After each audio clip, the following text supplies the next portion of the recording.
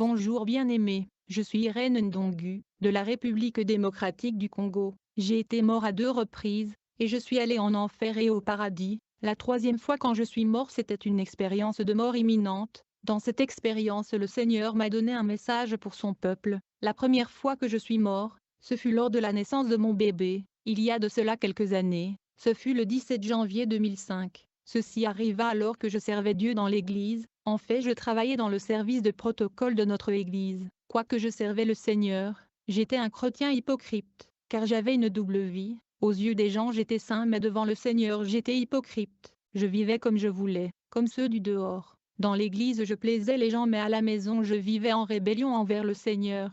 Je ne réalisais pas que le Seigneur voyait cette double vie, et que son jugement m'attendait. Je servais Dieu dans l'église mais je savais tout sur les danses immorales du monde. J'avais à la maison le CD de la musique profane et séculaire, et je l'appréciais. Je ne savais pas que la mort a toujours été là près de nous. Nous marchons à côté de la mort, et la trompette du Seigneur peut sonner à tout moment. Alors que je vivais dans l'impudicité je suis tombée enceinte. J'avais l'option d'avorter mais je l'ai trouvé dangereux. C'est ainsi que j'ai opté de donner naissance à l'enfant. Après 9 mois de grossesse, j'ai dû accoucher. Tout s'était bien passé. Mais après avoir accouché, je me suis endormie et je me reposais. Mais alors que je dormais, j'avais l'impression de dormir sur l'eau, mais en réalité je dormais au-dessus du sang. En fait, j'avais souffert de l'hémorragie. Ainsi, cette crise soudaine commença quand j'étais en train de dormir. J'essayais de me réveiller mais je ne pouvais pas. Puis le docteur fut alerté et il se précipita vers la chambre où je dormais. Il a essayé d'intervenir mais c'était trop tard, et donc ce jour-là, je me souviens que j'étais mort 3 fois.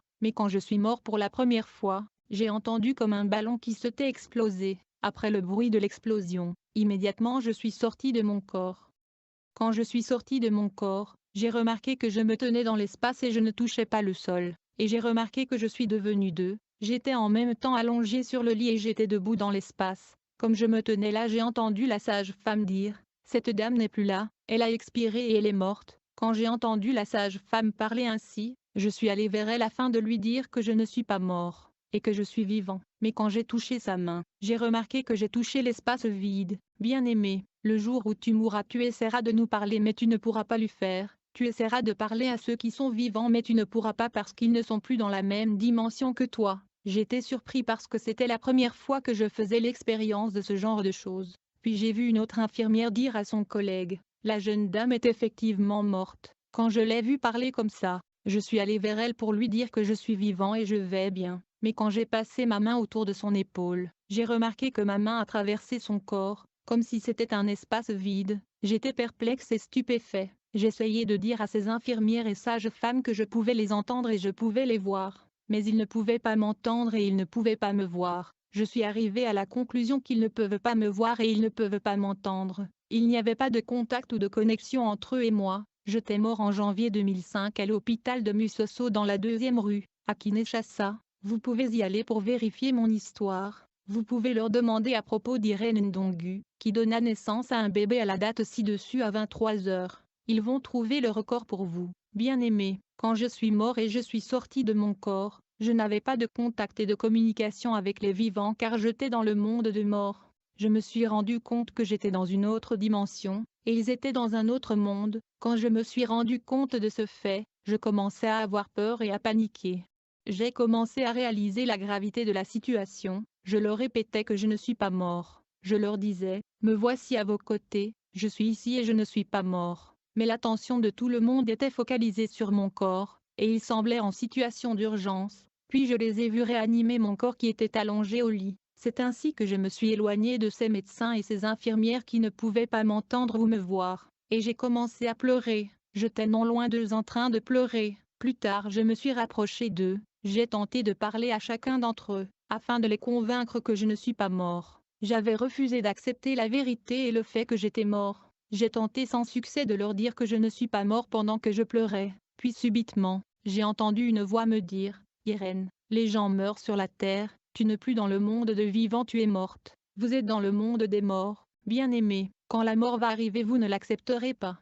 Vous n'allez pas accepter que vous êtes mort, parce que vous n'étiez pas préparé pour cela. La situation était si grave et si sérieuse que j'étais dans le déni. J'ai refusé d'accepter le fait parce que c'était effrayant. J'ai refusé de croire que j'étais mort parce que j'avais peur. Bien-aimé, Après la mort, vous ne serez pas en mesure de contacter et communiquer avec votre famille et vos proches, vous ne pourrez pas parler aux gens autour de vous, vous allez tenter de leur parler, vous allez même crier, vous ne serez pas à mesure de dialoguer avec eux, malgré le fait que vous allez le voir et les entendre, vous les verrez et vous allez les entendre, mais ils ne vous verront pas et ne vous entendront pas, parce que vous êtes dans une autre dimension, il n'y a pas de contact et de communication entre le monde des morts et le monde des vivants. Et quand vous allez voir vos bien-aimés pleurer pour votre mort, vous allez réaliser la gravité de la situation et vous allez pleurer. Je suis arrivé à la réalisation que j'avais quitté le monde des vivants. Ensuite je me suis dirigé vers mon nouveau-né. Je me suis mis à observer mon bébé, et je me demandais s'il y avait quelqu'un qui pouvait s'occuper de mon bébé comme moi.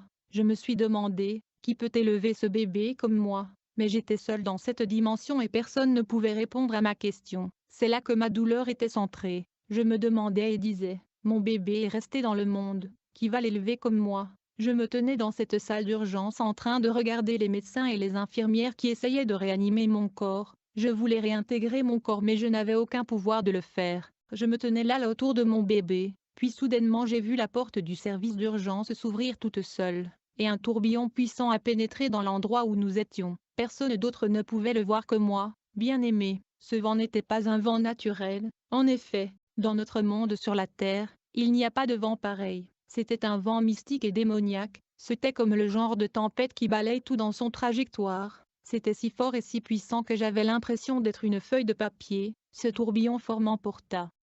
Et je ne pouvais pas résister ce tourbillon parce que c'était puissant, et je n'avais aucune force en comparaison de la force de ce vent qui m'a transporté. En fait, j'ai essayé de le résister mais j'avais eu l'impression qu'il y avait des mains à l'intérieur de ce vent, qui exerçaient une pression sur moi et me poussaient. J'étais comme couvert et entouré d'un nuage noir. Ce tourbillon m'a emmené dans un endroit ténébreux. Je pouvais voir la lumière de loin, puis j'ai commencé à marcher vers la lumière qui était à distance. J'avais la tête baissée, je pensais et je me disais que quand j'aurais atteint la lumière, je me reposerais, mais alors que je parcourais cet endroit noir la lumière s'éloignait aussi. Après avoir marché une certaine distance j'étais fatigué, puis tout à coup le tourbillon me saisit et me transporta dans mon corps à l'hôpital. Ceci était ma première expérience de mort imminente. Quand je suis retourné dans mon corps, je vis des infirmières qui m'administraient un traitement. Pendant qu'elles travaillaient je suis mort pour la seconde fois. Je suis sorti de mon corps encore une fois. J'observais le docteur qui s'occupait de mon corps, puis le tourbillon entra de nouveau dans la salle d'urgence,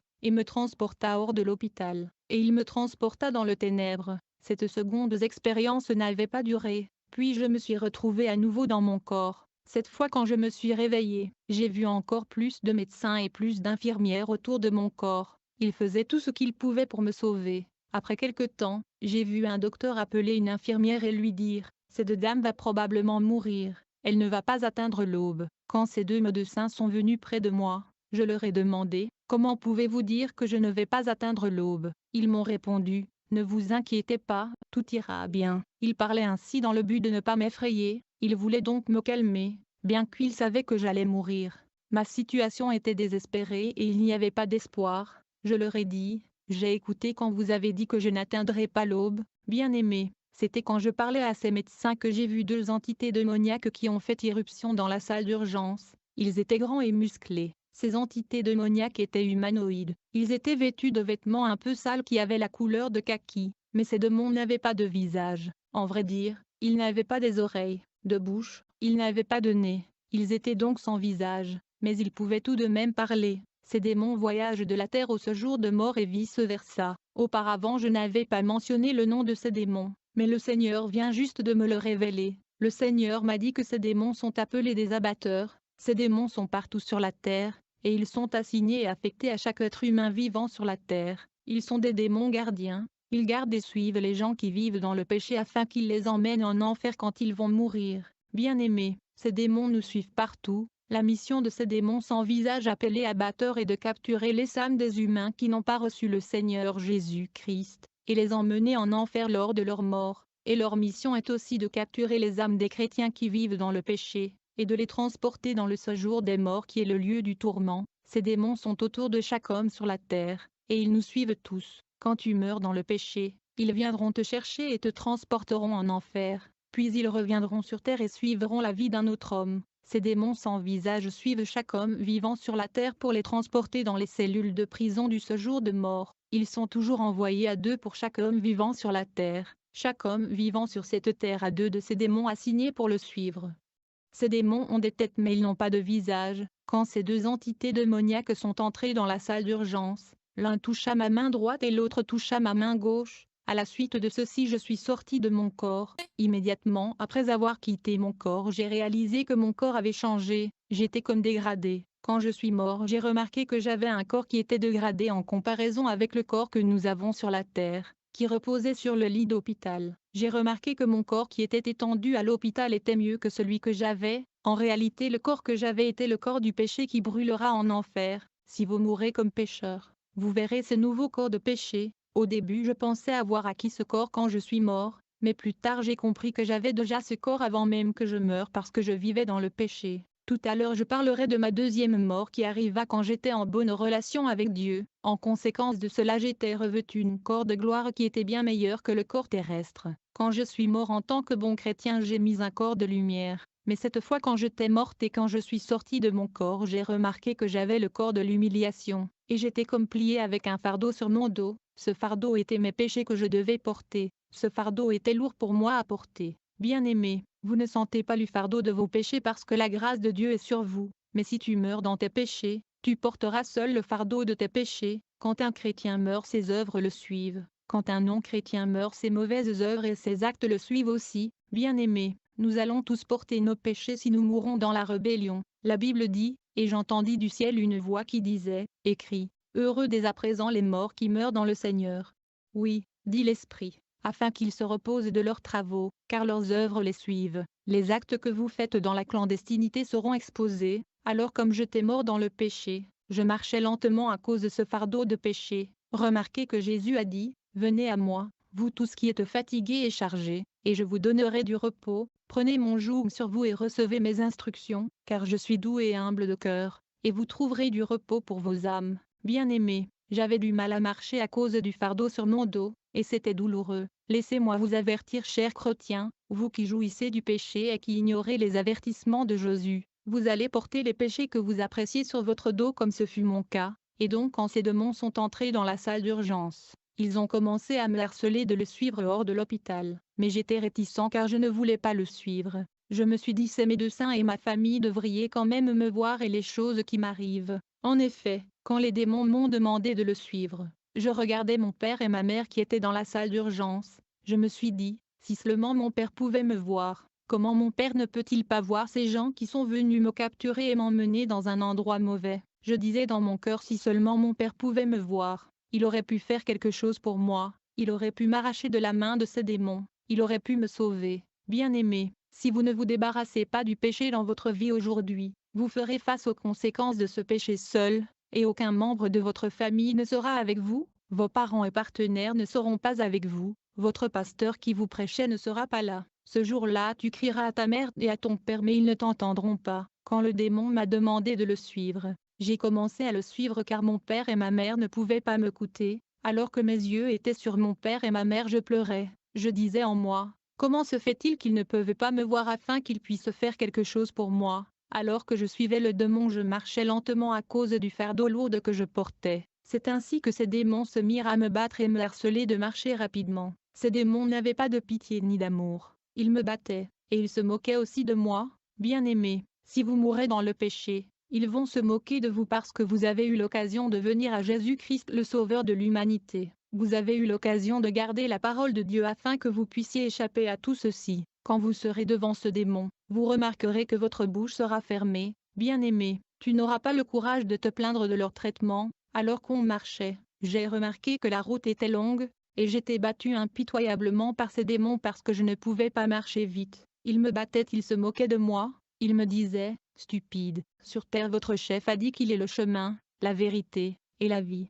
Nul ne vient au Père que par lui, mais vous ne l'avez jamais pris au sérieux. Quand j'ai entendu ces démons me parler de Jésus-Christ, j'ai pleuré plus, parce que je me suis rendu compte que je ne prenais pas Jésus au sérieux. Ces démons disaient exactement ce que les prédicateurs me prêchaient et disaient, mais je n'avais pas pris le prédicateur au sérieux. Laissez-moi vous dire ceci, homme, même si vous êtes une sorcière, et que vous servez le diable, vous porterez votre fardeau et votre sorcellerie seul, et vous allez souffrir. Je me suis rendu compte qu'après la mort j'étais très faible, je manquais de force. Pendant que nous marchions, ces démons se moquaient de moi, ils m'insultaient. Bien-aimés, laissez-moi vous avertir de ne pas être surpris par la mort dans le péché, que la dernière trompette de Dieu ne vous surprenne pas dans le péché. Et donc on marchait quand nous sommes finalement arrivés dans un terrain immense, où j'ai vu une trône royale énorme à l'horizon. Il y avait un démon assis sur ce trône et il avait 2 cornes. Devant son trône il y avait une longue file d'attente de gens qui étaient des gens qui venaient de mourir de par le monde comme moi.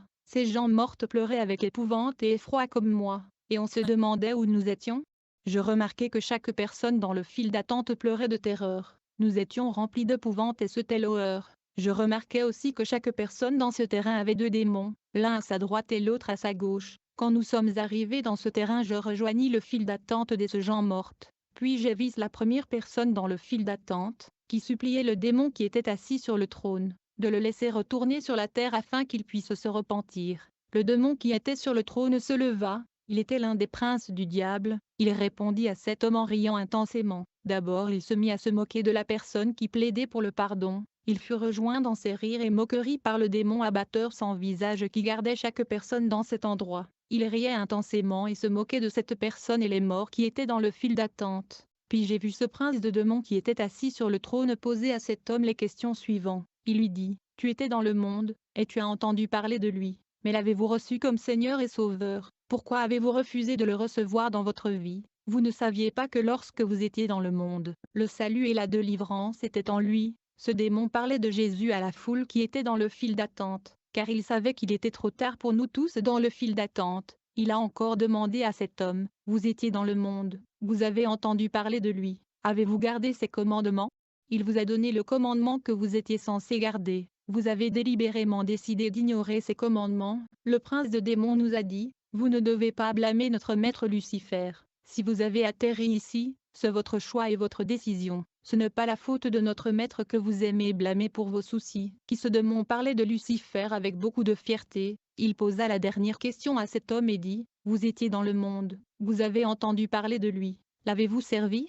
Il vous a créé pour lui servir, mais vous avez refusé de lui servir. Mais vous blâmez toujours notre maître Lucifer pour votre sort. Vous ne saviez pas que quand vous étiez dans le monde vous devriez servir votre chef. » Ce démon parlait de Jésus-Christ qui est venu pour sauver l'humanité, mais il évitait de citer le nom de Jésus-Christ, parce que le démon ne cite jamais le nom de Jésus-Christ, par peur des effets néfastes. Quand tout le monde a entendu ces 3 questions du prince de démons, nous avons incliné nos têtes avec culpabilité et remords. Tout le monde était dans la culpabilité et le regret. Nous savions tous que le démon parlait de Jésus-Christ. Nous savions tous que nous n'avons pas su le suivre et respecter sa parole sur la terre. Bien-aimés, ces démons se moquaient de nous et nous traitaient de stupides, parce que nous avons ignoré et nous avons pris à la légère le Fils de Dieu qui est mort sur la croix pour l'humanité. Dieu a placé devant l'humanité la vie et la mort et il nous demande de choisir la vie. Laissez-moi vous avertir d'arrêter de jouer avec le double vie que vous menez. Vous venez à l'église, c'est bien, mais soyez sérieux. Le péché secret dont vous entretenez et jouissez n'est pas un secret pour Dieu.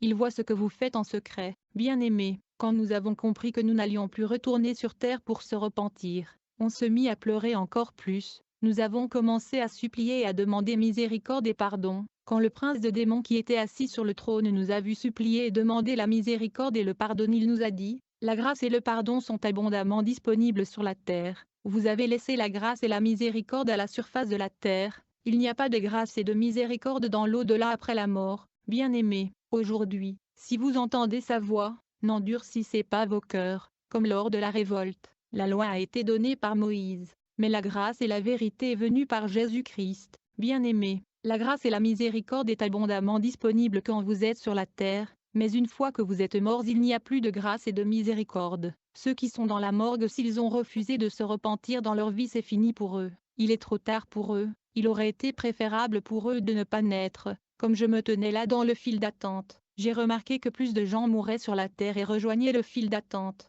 Ils étaient morts comme nous sur la terre et se retrouvaient dans cet endroit horrible et terrifiant. Ceux-ci étaient les non-chrétiens qui refusaient de recevoir Jésus-Christ dans leur vie. Ceux-ci étaient aussi des chrétiens qui ont failli à garder la parole de Jésus et qui vivaient dans le péché comme moi. Je venais à l'église et servais même Dieu dans le service du protocole, mais je vivais dans la fornication. Si vous venez à l'église par la formalité et la routine et vous vivez votre vie comme vous voulez, le Seigneur ne vous reconnaît pas. Dans la prochaine partie de ce témoignage, je vais vous démontrer que l'humanité vit en temps supplémentaire, c'est un temps additionnel, parce que le temps est fini. Jésus m'a dit de dire à son peuple, nous vivons en temps supplémentaire, qui est vraiment court. Ceux qui regardent le football savent ce que cela veut dire, alors que nous nous tenions devant ce grand démon. La vie de chaque personne était projetée sur un grand écran. Chaque péché que nous avions commis était projeté sur l'écran. Nous étions remplis de culpabilité et de honte en regardant ceci. Nos têtes étaient baissées. L'écran projetait aussi les opportunités de la repentance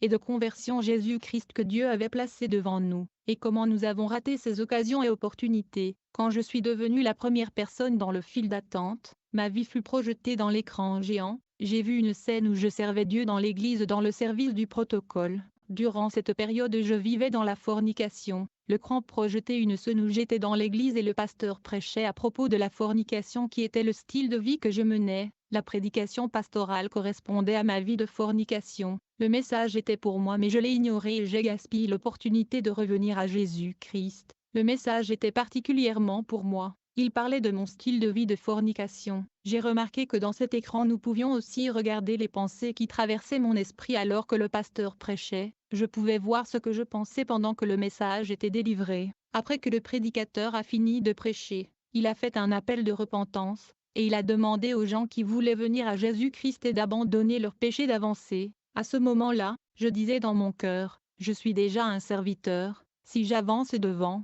les gens seraient stupéfaits et embarrassés. Le démon me montrait cette scène pour me rappeler que j'ai eu l'occasion de me repentir, mais j'ai échoué de capitaliser parce que je voulais plaire aux gens. Je me suis soucié plus de l'opinion des gens que de mon âme. Une autre scène a été projetée sur l'écran qui était une autre occasion pour moi de se repentir, mais je n'ai fait aucun effort pour saisir cette opportunité. Puis le prince de démons a projeté une autre opportunité que j'ai manquée. Ce fut dans la place publique, le prédicateur prêchait dans la rue et il a fait appel à la repentance. Mais je n'ai pas répondu à cet appel. Bien-aimés, vous ne devriez pas négliger les nombreuses occasions et opportunités que le Seigneur place devant vous pour que vous puissiez retourner à lui. Ne sachez que vous ne savez pas quand la dernière trompette va sonner, et vous ne savez pas quand la mort viendra. Je vous expliquerai à la fin de ce témoignage comment le corps humain est juste une enveloppe, et vous ne devriez pas essayer de le satisfaire avec ses désirs, autrement vous finirez dans le lieu de tourment. Plus tard je suis venu à comprendre que cet endroit était un segment du séjour des morts qui est divisé en deux parties.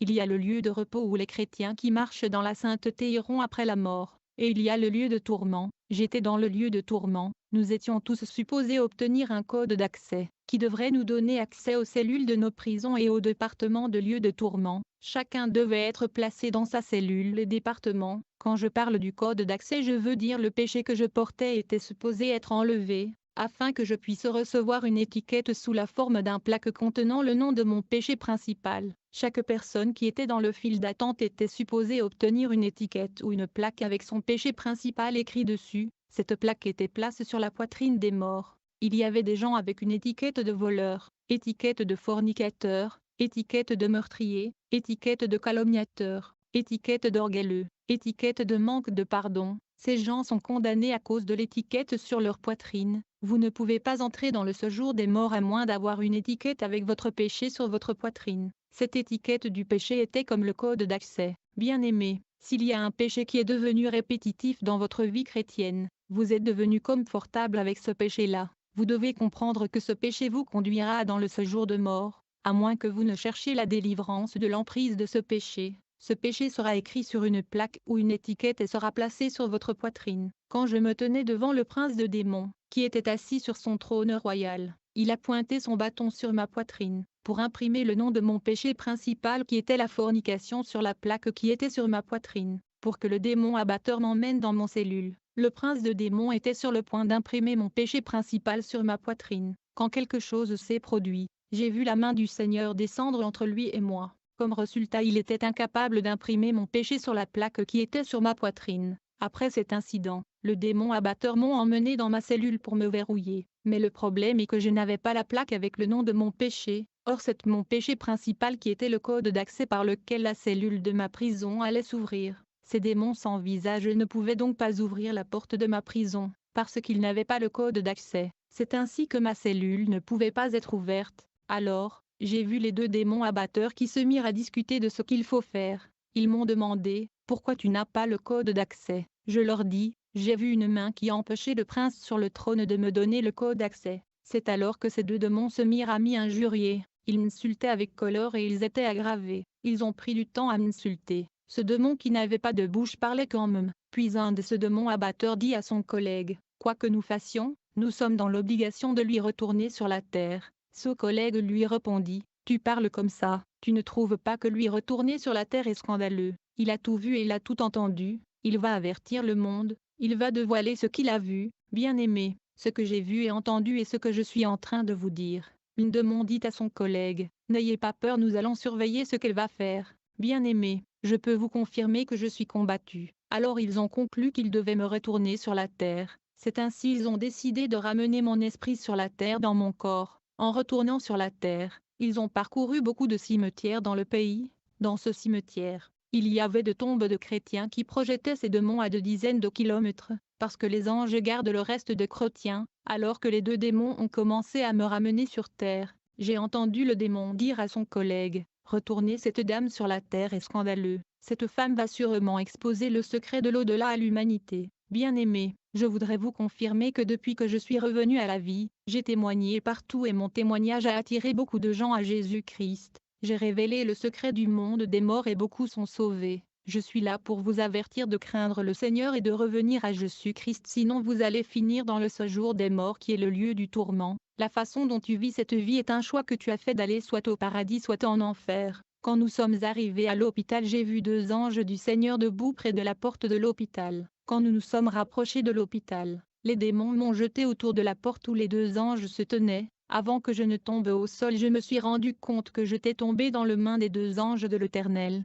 La Bible dit, car il ordonnera à ses anges de te garder dans toutes tes voies, ils te porteront sur les mains, de peur que ton pied ne heurte contre une pierre. Les deux anges m'ont ensuite emmené et nous sommes allés là où mon corps était. Quand nous sommes arrivés où mon corps était, ils ont ouvert mes deux jambes. Ils ont introduit les jambes de mon corps spirituel à l'intérieur des jambes de mon corps physique. J'observais les deux anges qui inséraient mon corps spirituel à l'intérieur de mon corps physique. Ils ont arrangé et ajusté le corps spirituel pour qu'il puisse se synchroniser avec le corps physique. Bien-aimé, ce corps physique est juste une enveloppe. Ces anges ont arrangé et disposé les mains de mon corps spirituel dans les mains de mon corps physique. Et ils ont fait en sorte qu'il soit bien arrangé. Et ils ont ajusté correctement mon corps. Laissez-moi vous avertir que ce corps est juste une enveloppe qui va pourrir quand vous mourrez. À l'intérieur de votre corps est l'esprit qui ira soit au lieu du tourment ou au lieu du repos, que le désir de votre chair ne puisse pas mettre en péril votre éternité. Aie pitié de votre âme, c'est comme ça que je suis revenu à la vue.